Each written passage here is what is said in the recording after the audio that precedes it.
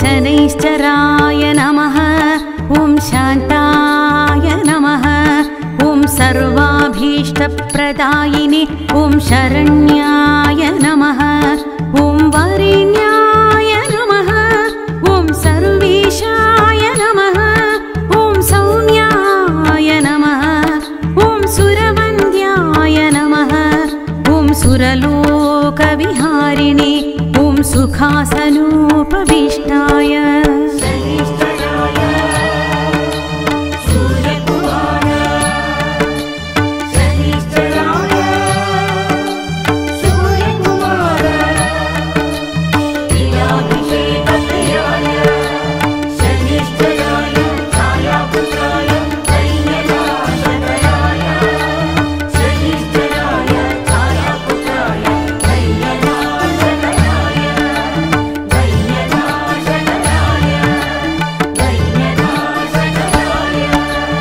सुन्दराय नमः।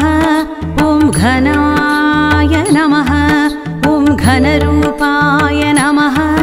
ॐ घनाभरणधारिणे ॐ घनसारविलेपाय ॐ खद्योताय नमः। ॐ मन्दाय नमः। ॐ मन्दचेष्टाय नमः। ॐ महनीयगुणात्मने ॐ मर्त्यपावनपादाय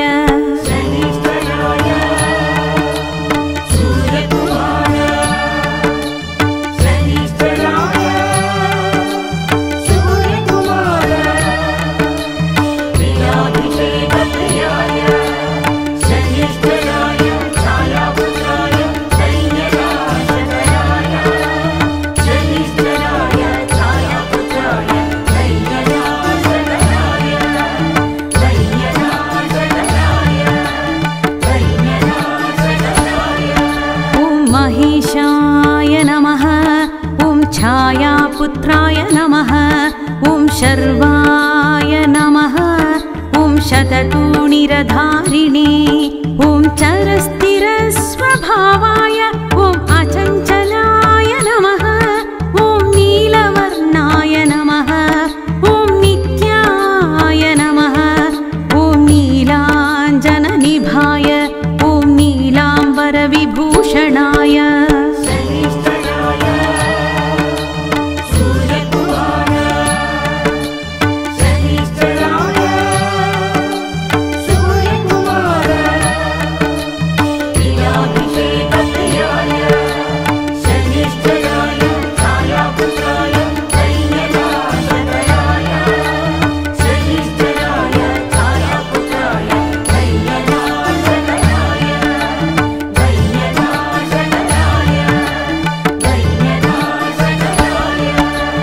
निश्चलाय नमः। ॐ वेद्याय नमः। ॐ विधिरूपाय नमः। ॐ विरोधाधारभूमये ॐ वेदास्पदस्वभावाय ॐ वज्रदेहाय नमः। ॐ वैराग्यदाय नमः। ॐ वीराय नमः। ॐ वीतरोगभयाय ॐ विपत्परं परेशाय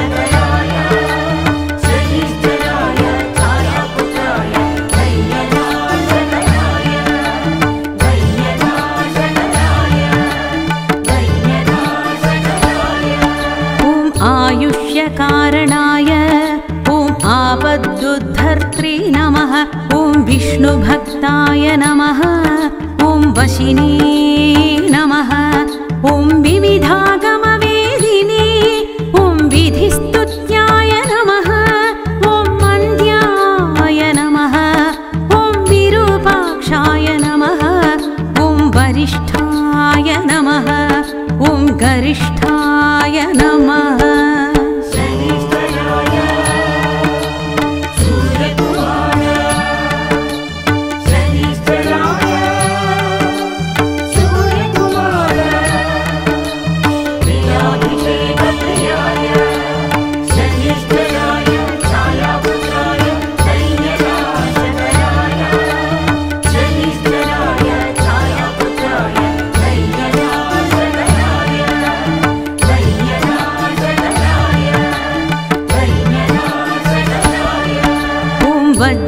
वज्राङ्कुशधराय ॐ वरदाभयहस्ताय ॐ वामनाय नमः ॐ ज्येष्ठपत्नीसमेताय ॐ श्रेष्ठाय नमः ॐ अमितभाषिणे नमः ॐ कष्टौघनाशकर्त्रे ॐ पुष्टिदाय नमः ॐ स्तुत्याय नमः ॐ स्तोत्रगम्याय नमः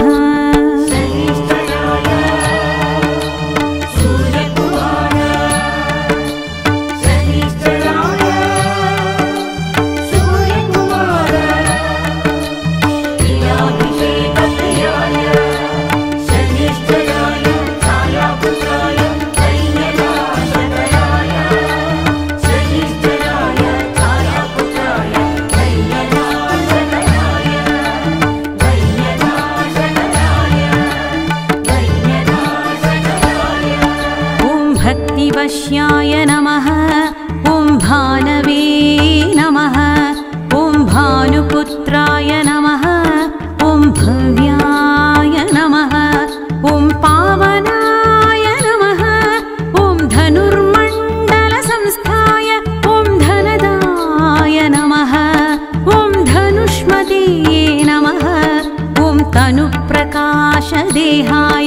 ॐ तामसाय नमः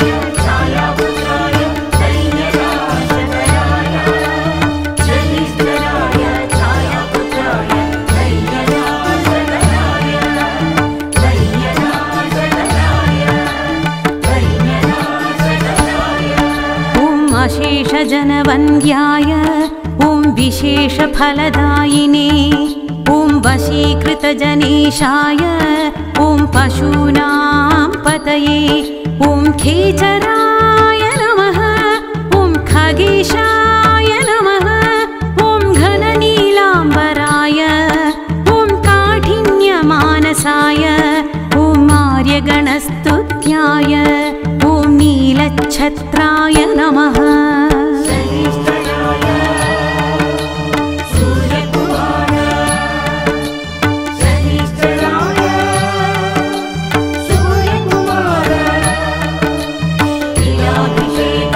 Jaya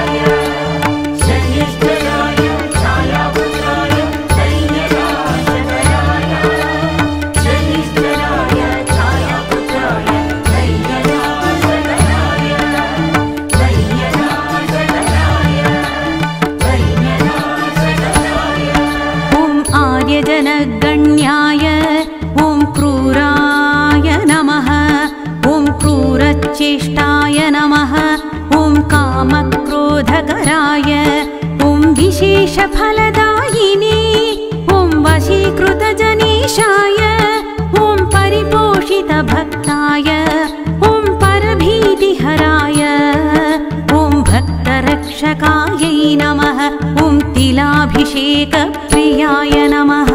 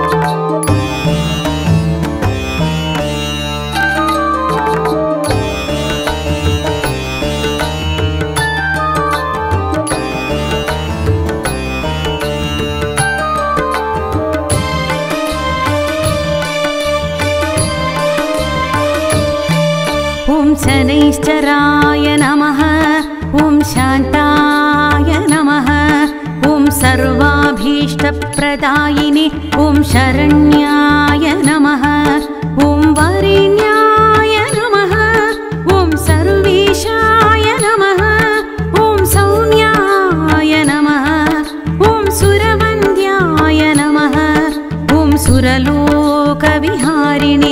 ॐ सुखासनोपविष्टाय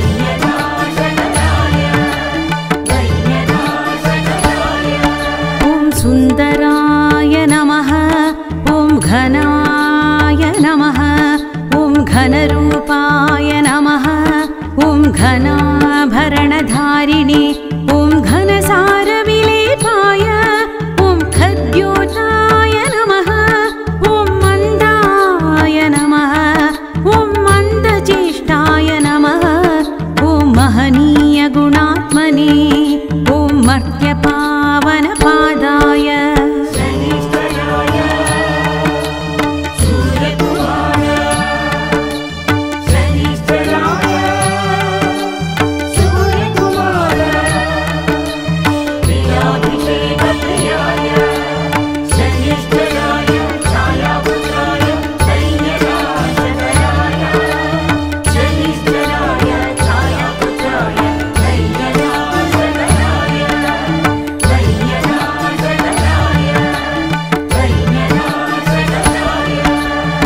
महेशाय नमः ॐ छायापुत्राय नमः ॐ शर्वाय नमः ॐ शततूणिरधारिणे ॐ चरस्थिरस्वभावाय ॐ अचञ्चलाय नमः ॐ नीलवर्णाय नमः ॐ नित्याय नमः ॐ नीलाञ्जननिभाय ॐ नीलाम्बरविभूषणाय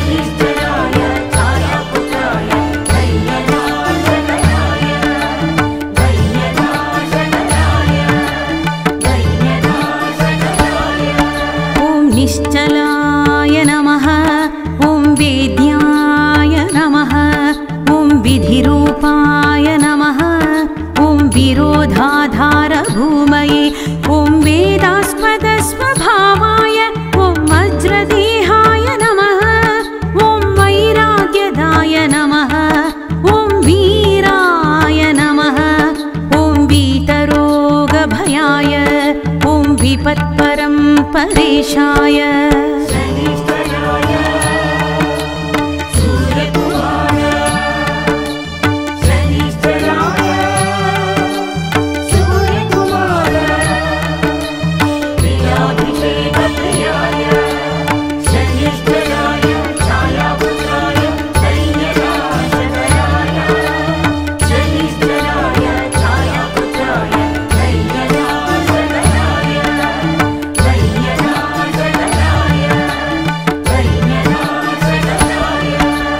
विश्ववन्द्याय नमः। ॐ गृध्रवाहाय नमः। ॐ गूढाय नमः। ॐ कूर्माङ्गाय नमः। ॐ कुरूपिणे नमः। ॐ कुत्सिताय नमः। ॐ गुणाढ्याय नमः। ॐ गोचराय नमः। ॐ अविद्यामूलनाशाय ॐ विद्यास्वरूपिणे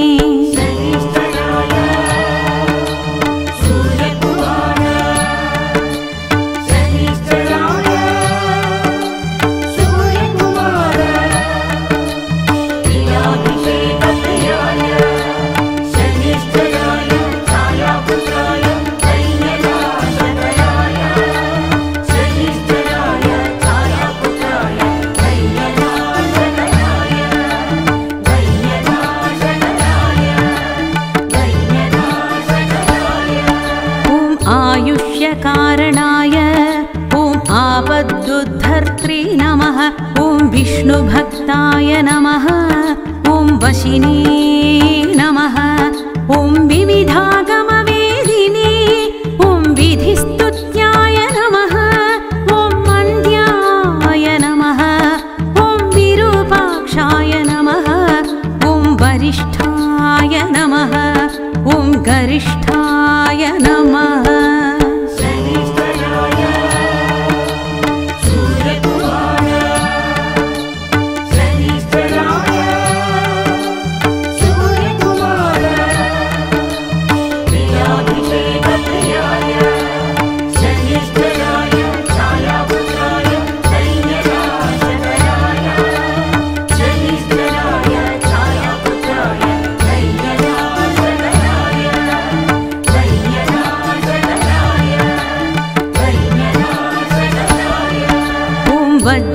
वज्राङ्कुशधराय ॐ वरदाभयहस्ताय ॐ वामनाय नमः।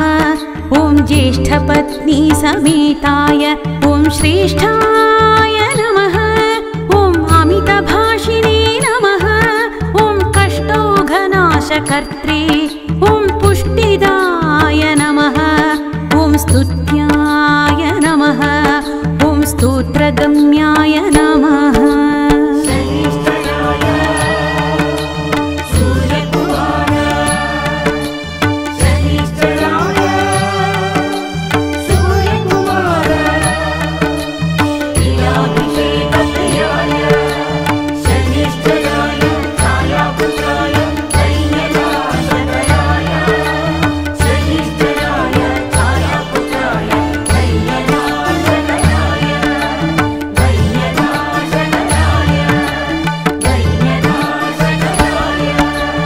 भक्तिवश्याय नमः।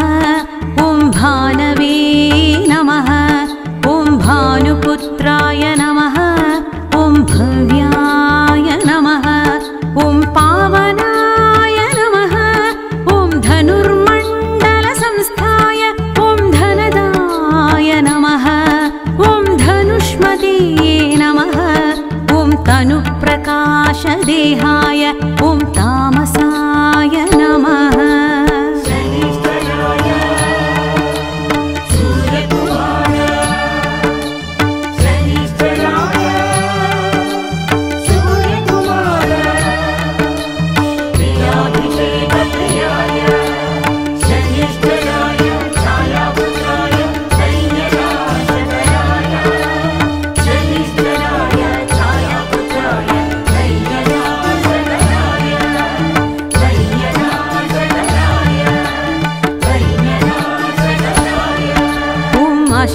जनवन्द्याय ॐ विशेषफलदायिने ॐ वशीकृतजनेशाय ॐ पशूनां पतये ॐ खेचराय नमः ॐ खगेशाय नमः ॐ घननीलाम्बराय ॐ काठिन्यमानसाय ॐ आर्यगणस्तुत्याय ॐ नीलच्छत्राय नमः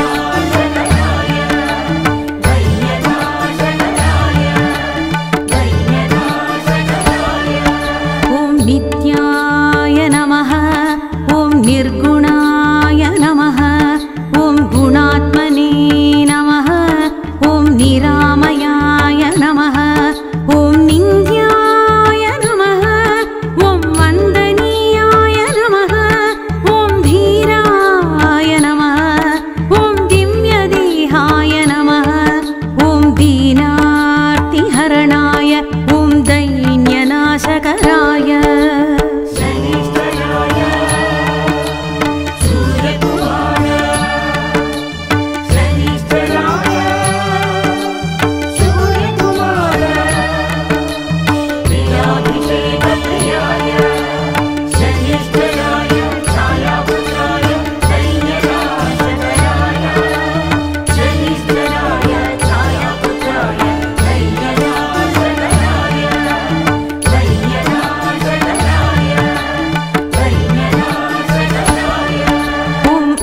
जनगण्याय ॐ क्रूराय नमः ॐ क्रूरचेष्टाय नमः ॐ कामक्रोधकराय ॐ विशेषफलदायिने ॐ वशीकृतजनेशाय ॐ परिपोषितभक्ताय ॐ परभीतिहराय ॐ भक्तरक्षकायै नमः ॐ तिलाभिषेकप्रियाय नमः